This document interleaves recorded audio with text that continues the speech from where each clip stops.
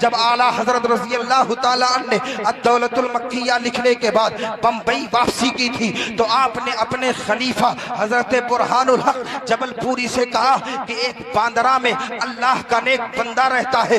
اعلیٰ حضرت کہتے ہیں باندرا چلو، باندرا چلتے ہیں۔ اعلیٰ حضرت وہاں چلنے کا ارادہ فرماتے ہیں۔ بزرگ یہاں کہتے ہیں آج مجھ سے ملنے ایک بہت بڑے حضرت آ رہے ہیں۔ آپ کہیے تو کہ الٹے ہی چال چلتے ہیں، دیوان کان عشق آنکھوں کو بند کرتے ہیں دیدار کے لیے۔ ارے بھائی تم تو کہتے ہو حضور کو علم غیب نہیں ہے، میرا نبی تو میرا نبی ہے، میرے نبی کے غلام کا عالم یہ ہے۔ بریلی کا تاجدار ابھی چلا ہی ہے، ان کو خبر مل گئی کہ وہ آ رہے ہیں۔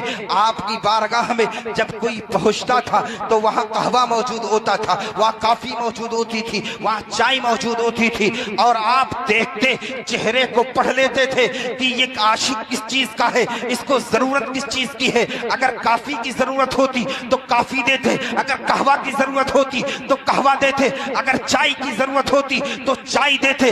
لیکن بریلی کا امام جب حجرے میں پہنچا، برہان الحق جبل پوری کہتے ہیں جو لوگ پذیر ہیں اعلیٰ حضرت کو دیکھنا چاہتے ہیں وہ اعلیٰ حضرت پہنچے، حجرے میں بیٹھے۔ برہان الحق جبل پوری کہتے ہیں کہ اعلیٰ حضرت گفتگو شروع کرتے ہیں۔ اللہ اکبر، آپ گفتگو جب شروع کرتے ہیں آپ کہتے ہیں نہ تو عربی زبان میں گفتگو ہو رہی ہے، نہ تو فارسی زبان میں گفتگو ہو رہی ہے، نہ تو ہندی زبان میں گفتگو ہو رہی ہے، نہ تو اردو زبان میں گفتگو ہو رہی ہے۔ ارے یہ اللہ والے جس زبان میں گفتگو کر رہے تھے عاشق کی زبان میں گفتگو ہو رہی ہوگی۔ ایک عاشق کہہ رہا تھا، ایک عاشق سن رہا تھا، ایک محبوب کہہ رہا تھا، ایک محب سن رہا تھا۔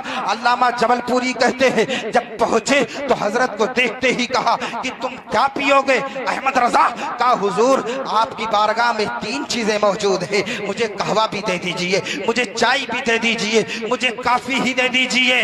اگرچہ اس چیز کی میں کوئی لذت نہ ہو لیکن بارگاہ کس کی ہے؟ اس بارگاہ سے اگر خاک بھی مل جائے کیا کرتا ہے۔ آپ دیکھیں تو صحیح، اعلیٰ حضرت رضی اللہ تعالیٰ عنہ پی لیے۔ علامہ برہان الحق جبل پوری کہتے ہیں ابھی نکلے ہی تھے کہ میں نے سوچا کہ اعلیٰ حضرت جس سے ملنے کے لیے آئے ہیں وہ اللہ کا کوئی مقرب بندہ ہوگا، اس لیے چلو تو صحیح میں ان سے کچھ واعظ و نصیحت لے لوں۔ میں پہنچا اور میں نے دستبوسی کی، میں نے کہا حضور چلتے چلتے مجھے کچھ نصیحت فرما دے۔ کہتے مجھ سے نصیحت لے رہے ہو؟ اگر جو احمد رضا ہے یہ جہاں چل رہے ہیں وہاں چلتے رہنا، ان کے راستے کو نہ چھوڑنا، ان کا راستہ جنت کا راستہ ہے، اب بھٹک نہیں سکتے ہو۔